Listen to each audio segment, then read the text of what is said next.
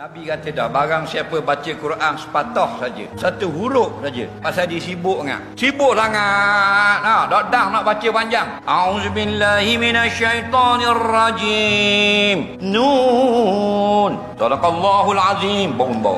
Nun sepatah siapa baca sepatah saja, falahul hasanah. Dia akan dapat satu pahala. Al hasanah bi asyri amsalihah. Satu pahala akan diganda 10. Allahu Rabbi. Orang yang baca Bismillahirrahmanirrahim nak turun tangga rumah, dia akan dapat 190 pahala. Orang yang baca Fatihah lepas garik atau lepas isya, atau nak pergi muka Fatihah dulu sekali, belum naik atas motor ke laut, dia akan dapat 1560 pahala. Kerana Fatihah ada 156 huruf, kali 10, 1560. Kaya tak? Tapi Allah tak bayarlah cash dalam dunia. Kalau bayar cash 1560 Fatihah, orang ngisak ngaji.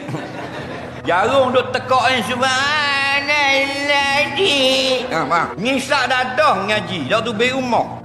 Oleh kerana bayar akhirat, kita tak berapa minat.